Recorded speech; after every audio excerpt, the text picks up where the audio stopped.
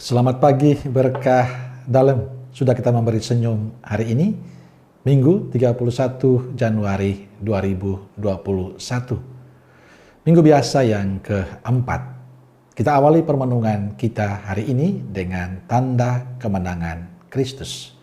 Dalam nama Bapa dan Putra dan Roh Kudus. Amin.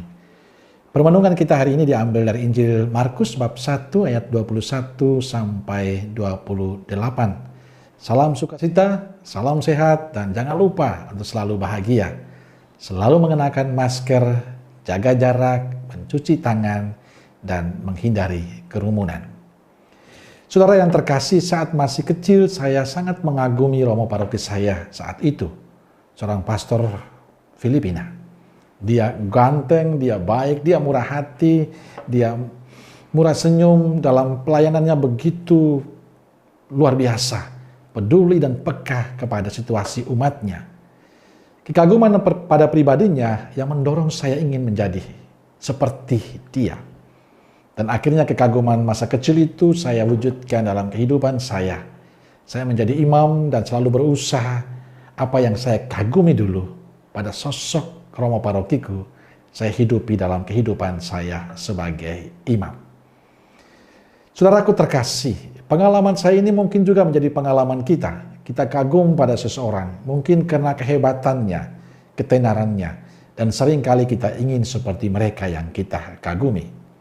Kekaguman itu hari ini digambarkan dengan sangat jelas oleh penginjil Markus untuk kita. Pada saat Yesus dan para muridnya tiba di Kapernaum dan masuk ke rumah ibadat dan mengajar, mereka takjub mendengar pengajaran Yesus dengan penuh kuasa dan tidak seperti ahli Taurat. Mereka takjub akan pelayanan Yesus yang penuh kuasa sehingga roh jahat pun tunduk kepada Yesus. Apa urusanmu dengan kami, hai Yesus orang Nazaret? Engkau datang hendak membinasakan kami. Aku tahu siapakah engkau, yakni yang kudus dari Allah. Namun sayang, kekaguman mereka tidak mendorong mereka untuk mengenal Yesus lebih mendalam. Kekaguman mereka tidak merubah sikap hidup mereka untuk lebih baik. Memang diceritakan bahwa mereka bercerita tentang apa yang mereka lihat sehingga tersebar di penjuru Galilea. Tapi sekali lagi Injil tidak bercerita ada yang percaya kepada Yesus. Justru Injil mengatakan pada kita roh jahat tahu tentang Yesus dan takut kepada Yesus dan mentaati perintah Yesus. Saudaraku terkasih, persoalan yang penting yang ditampilkan oleh penginjil hari ini adalah bahwa mereka hanya mengagumi apa yang dibuat Yesus. Mereka hanya tahu tentang apa yang dilakukan Yesus, tapi baru sampai pada taraf mengagumi. Mereka bisa bercerita apa yang dilakukan Yesus.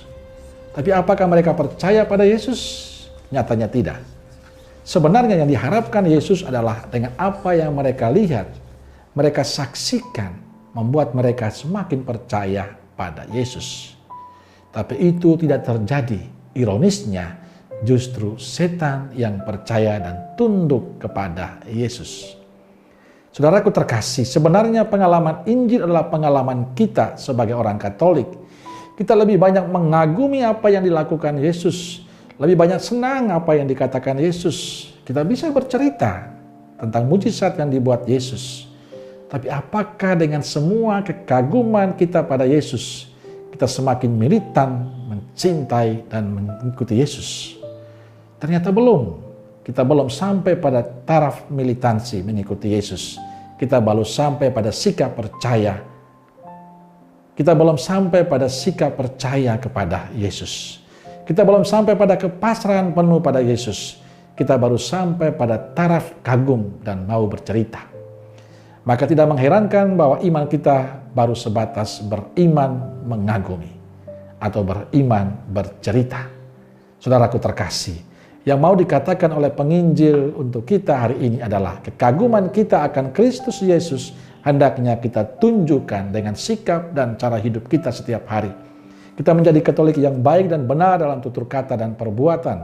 Kita menjadi Katolik yang tekun dan setia pada Kristus. Kita menjadi Katolik yang tidak pernah ragu akan cinta dan kebaikan Tuhan dalam setiap kehidupan kita.